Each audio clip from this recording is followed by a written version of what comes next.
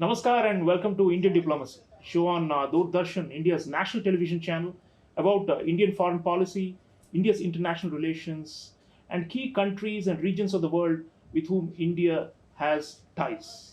Viewers, in this episode, we are looking at India's western neighbor, Pakistan.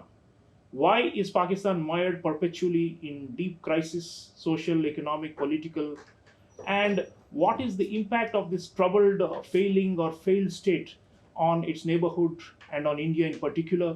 What can be done about this problem case that has been a major issue in South Asia? These are the themes that we're going to be discussing in this episode. And to go through this Pakistan journey, I have with me a very special guest joining me in the studio. Let me welcome Ambassador Ajay Bisaria. Namaskar, great to be here. Ambassador Bisaria was India's High Commissioner to Pakistan. He has served in the Indian Foreign Service with great distinction for more than 3 decades and has also served as our envoy to Canada, to Poland, to Lithuania. He has served both in bilateral and multilateral settings for India. And he is the author of this very important new book that's doing the rounds. It's called Anger Management. This is a comprehensive history and chronicle of the diplomatic relations between India and Pakistan since inception in 1947 until today. Ambassador, welcome to Indian Diplomacy. Thank you, great to be here, great to be on your show. Ambassador, crisis and Pakistan seem to be like inseparable twins. We have always had this notion that this country was from conception incomplete and inadequate, and you have raised that in your book, issues of identity and its very standing and bearing in the world has been questioned repeatedly. And today, once again, we find that Pakistan is on the edge and is looking like it's teetering.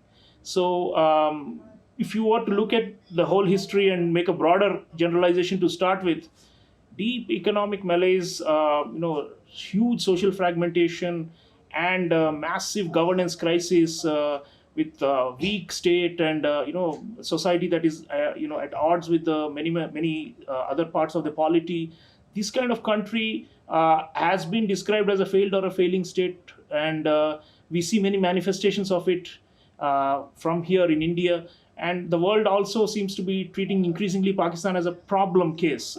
So, if you were to look back at the country where you have served, with whom we are very intimate, what do you think is the fundamental weakness of this country, and why is it manifesting itself so sharply and openly at the present juncture?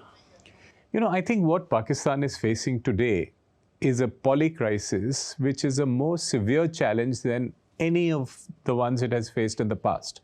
And I would argue that from August 2021, roughly, when the US withdrew its troops from Afghanistan, Pakistan is going through a multi-faceted crisis, which is a crisis in its polity because of the challenge of taking Imran Khan and then dumping him in a hybrid regime.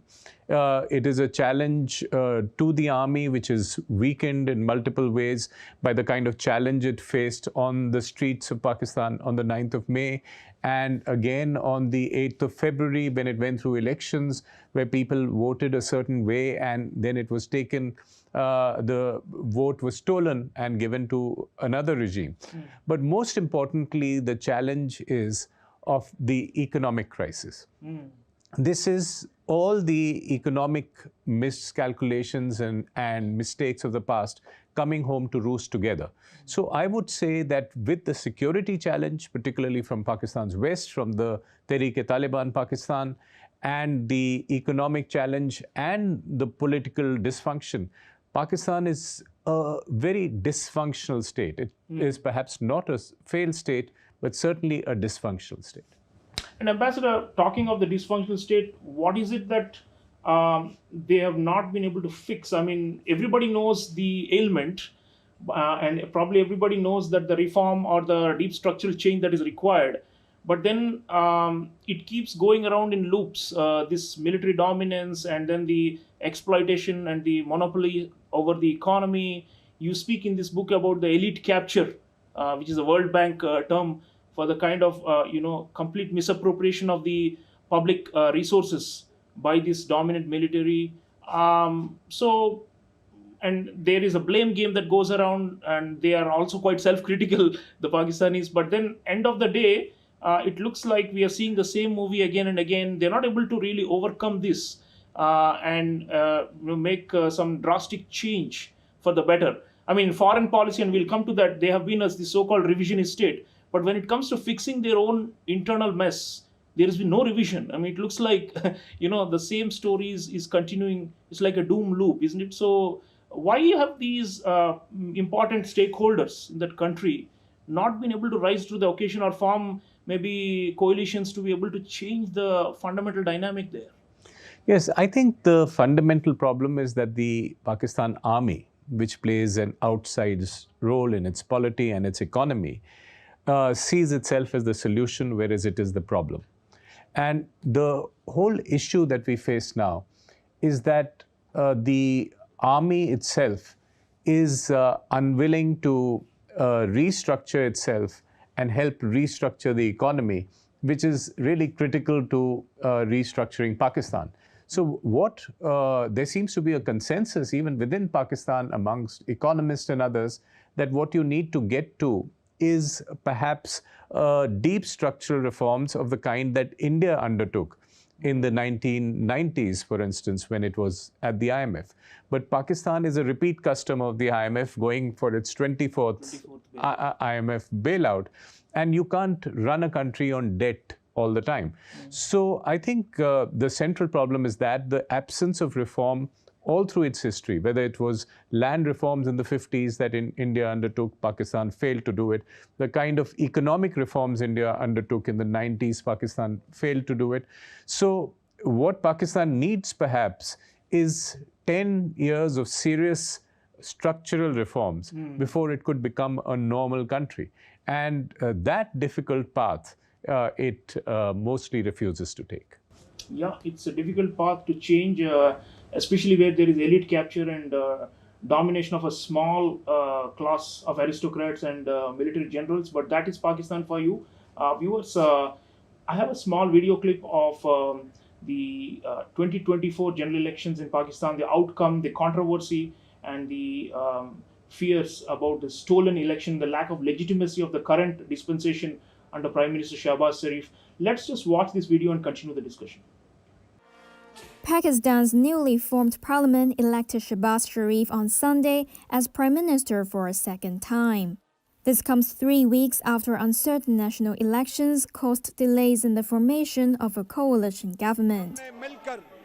Sharif had secured 201 votes, a majority, but his victory was controversial.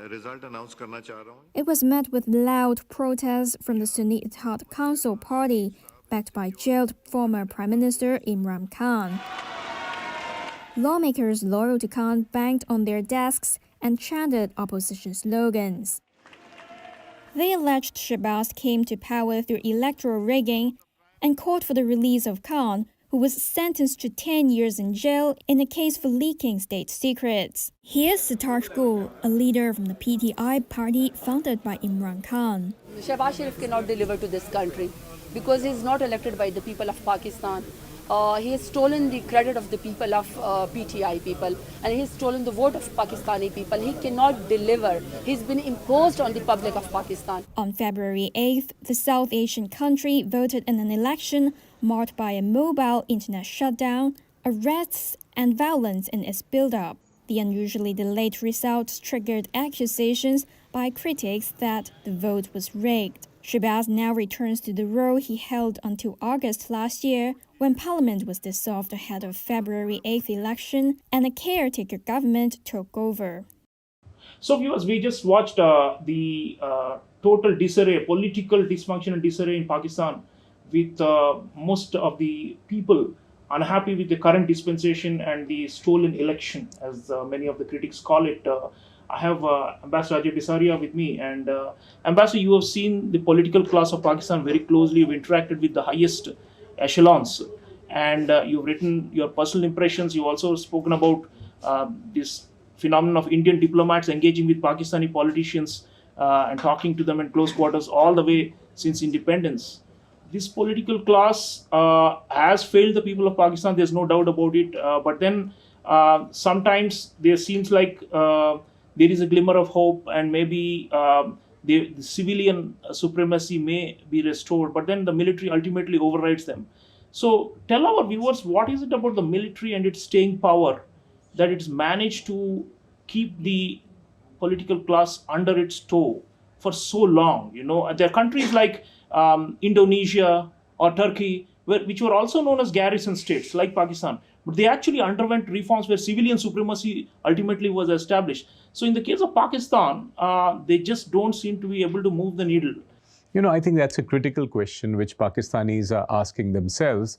I think the part of the problem is that it is a particularly strong garrison state, and it's embedded in the history of Pakistan. So from the foundational moments, from the time of independence, when Pakistan got 33% of the British Indian Army rather than 16 or 18%, which it should have, proportionate to its population, it tried to invent a threat, and the Pakistan Army has tried to carve a role for itself.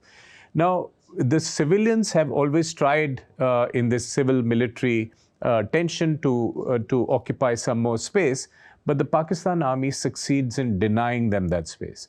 And the model now is for the civilians to get the help of the Pakistan Army to climb to power, rather than all of the civilians and the judiciary coming together and, for instance, saying that we need to come together to ask the army to get back to the barracks to become a normal state.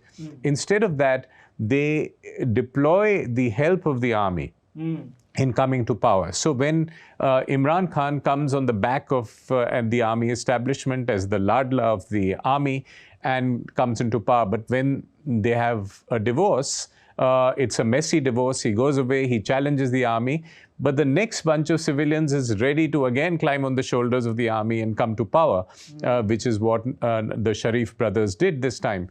So the army, instead of being challenged, is used by the civilians to come to power. And therefore, the challenge is never serious. Apart from that, what the army's business model of controlling the country is that it would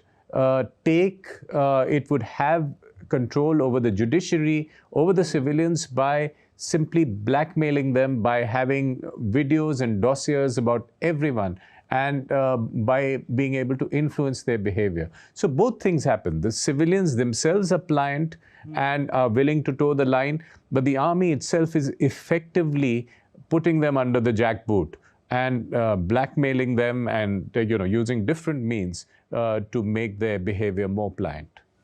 And Ambassador, the security crisis they have, with the insurgencies in Balochistan, in Khyber Pakhtunkhwa, and then across the border in Afghanistan, clearly they seem to be also growing in capacity to debilitate and weaken the state because of the basic weakness of the state in the first place, isn't it? Like they seem to be capitalizing on this kind of state weakness and carving out whole enclaves which are totally lawless and ungoverned. You mentioned in your book, Anger Management, that Imran Khan himself at one time when he was prime minister said we have 40,000 or more so-called lawless elements out there with heavy weapons. So is that kind of a country which has been, on one hand, they have this notion that, we have a common unity around Islam and that this is our identity and this is what sets us apart from India. But they have, within this so-called Islamic polity, there's so many divisions, they're very, very fractious. So tell our audience about the security crisis they're facing, and the multiple challenges. I think what it boils down to is a number of strategic errors in managing security that Pakistan's army particularly made. I think Pakistan's army fundamentally gave up its monopoly on force the moment it read what Hillary Clinton called the snakes in the backyard.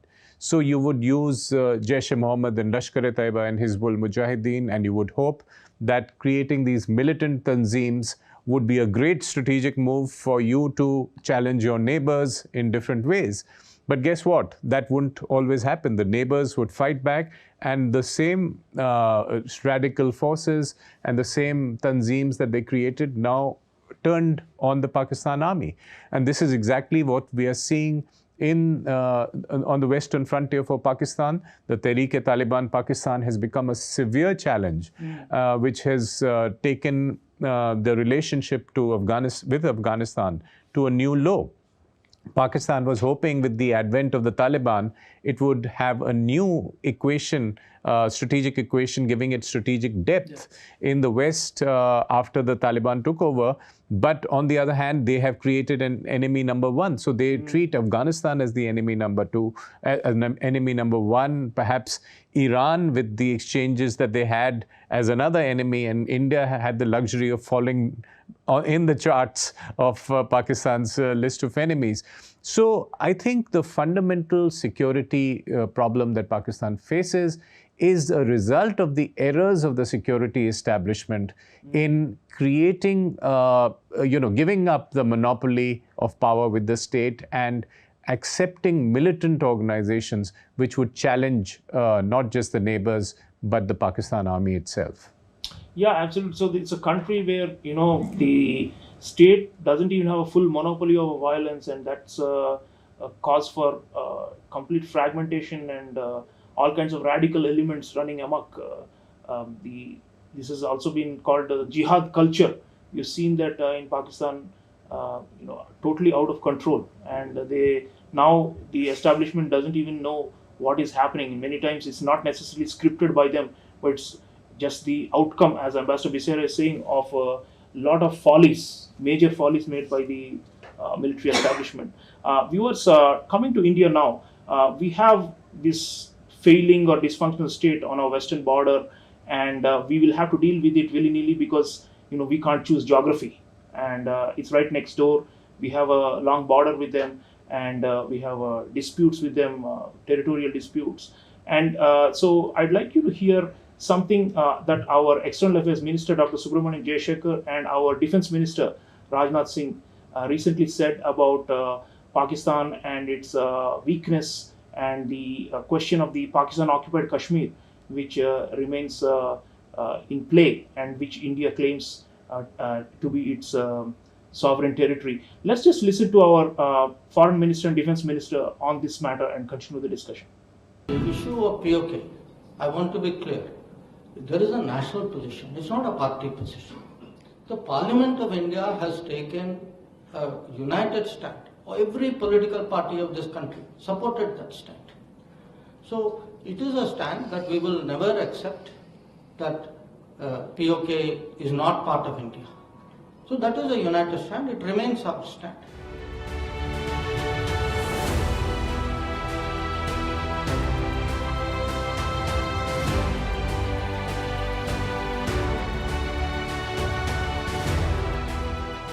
भाइयों, PoK हमारा था, PoK हमारा है, PoK हमारा रहेगा।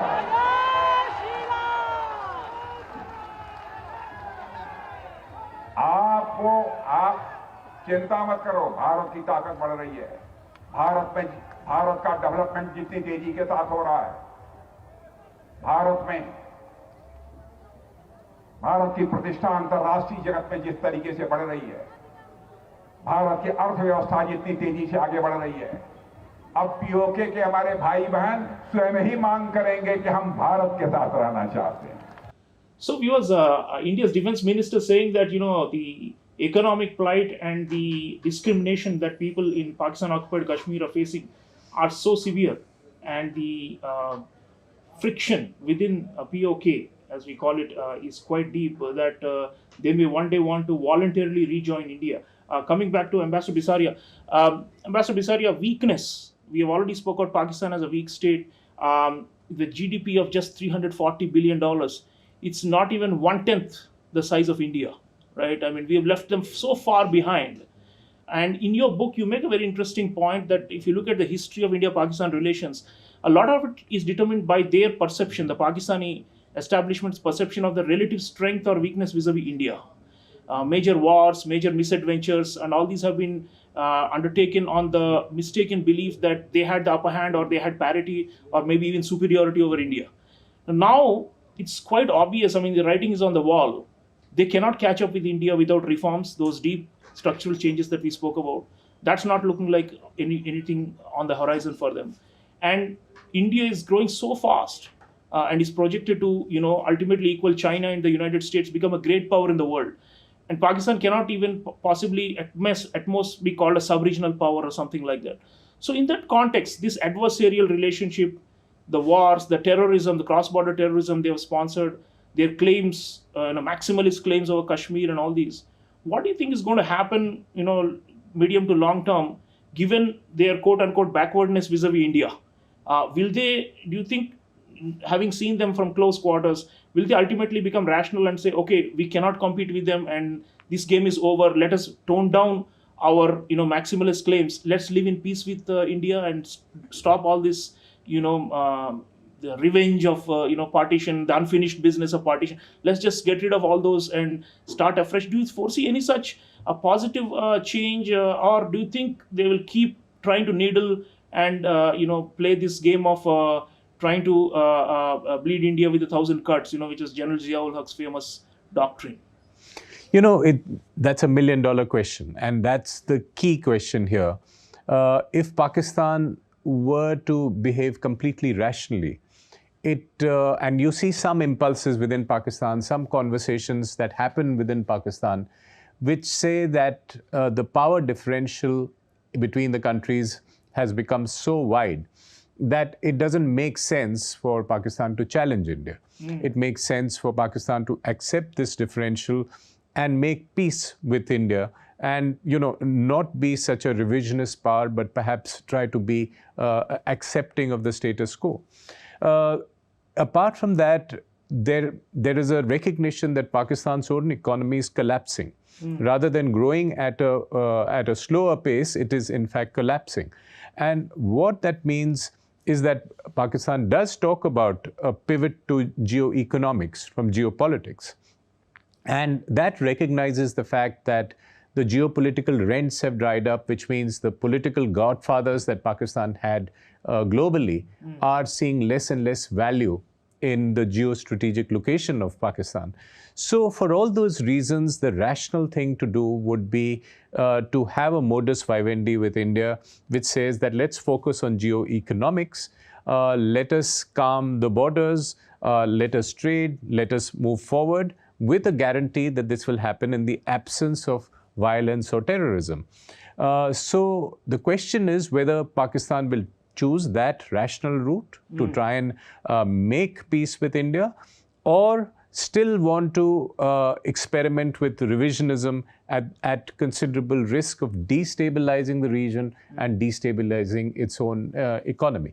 So I think that is what leadership Pakistan would need to move in that direction, and that is the kind of diplomacy it would need. And in fact, after elections in both countries which have taken place by coincidence this year, there is some reason for cautious optimism that Pakistan would take the more sensible route rather than the suicidal route. Last word, Ambassador, in anger management, you have spoken about a spell before 2019 when you yourself sensed from the Pakistani military establishment that they are going to turn a new leaf and that they are going to crack down on this, swarming, this massive problem they have of this jihad culture and this terrorists running amok. And you said that from the Indian side there was some relative optimism that maybe they're going to finally, there's going to be a change in heart and they've seen the reality. But then it went back. So, and the history shows, you've shown in the book, there are many points at which there was some optimism about India-Pakistan rapprochement or peace process and dialogue and all these things. But then they keep getting scuttled. So now going forward, it's hard to gaze at the crystal ball. But do you think there's something we should be also doing to encourage them to go down that path? You also spoke about the role of global powers. So where does all that come in to try and moderate their position in their own best interests, which is to settle these disputes with India and to carry on with the people to people and the trade and the normalcy that we neighbors should have, So do you think there's something that India and external powers should be doing to move them in a positive direction? Can we do that? Well, that would be the very optimistic scenario. Pakistan does have these scattered impulses for getting to normalcy. In fact, at one point, coincidentally, Minister Jaishankar said that we would like to see a normal Pakistan, and the Pakistan Army Chief said exactly the same thing. We want to become a normal country. So there is an impulse to be normal. But far too often, the default position of becoming abnormal is something that Pakistan goes into, periodically. So after the Pulwama Balakot episodes, as you're mentioning, we did see signs that there was a conversation around reining in the militant organizations. They were giving Pakistan a bad name. Its international reputation was mud. They wanted to change it. Pivot to geoeconomics, better relations with neighbors, containing the militant organizations. All this was talked about as part of the Bajwa doctrine, as the military doctrine. But the moment Article 370 happened, they lost the plot again and seemed to be, looking for more militant solutions. So I think the instincts are there. In some shape or form, India should encourage those instincts for Pakistan to become a normal country. And I advocate an engagement in an atmosphere free of violence and terror with Pakistan's army for us to, make the point that if Pakistan moved in that direction, India could be a good partner. Absent terrorism, India could be a good partner. So viewers, the sum of our discussion today is that India-Pakistan relationship can be non-adversarial provided Pakistan realizes the folly of the past and turns around and becomes a normal country, becomes a friendly country that is not out to define its identity simply by attacking India or by challenging India, but rather to find its own peace internally, better governance internally, and also rethink its basic identity as a country that was born simply to be the antithesis of India. Rather, it should find some kind of a self-assured identity of its own. All these and much more are contained in this important book by Ambassador Ajay Bisaria, Anger Management. Do read it and reflect on the hits and misses of the last 75 plus years of this relationship. But the important point for all of us to note is that Pakistan is struggling and it's in a very, very dire straits. And there's only so much that the international community can do about it. What is more important is they look to reform and for some kind of a rebirth. Otherwise, the calamity after calamity, crisis after crisis, it's going to continue, and it's not good for the region. So let me thank Ambassador Ajay Bisaria for sharing valuable insights, first-hand insights. Congratulations for this book. I see it's doing very well, and I hope people will reflect on all your important points in this. Thank you very much. That's the purpose of the book, to encourage conversation. Viewers, do read Anger Management and do think about India's western neighbor. Failing, dysfunctional, whatever you want to call it, we cannot ignore it. We have to deal with it, and we would like it to come back on track and become a normal country. That's the message to our neighbors. We are ready for peace, provided there is no terrorism. I'll see you again next time. Until then, take care.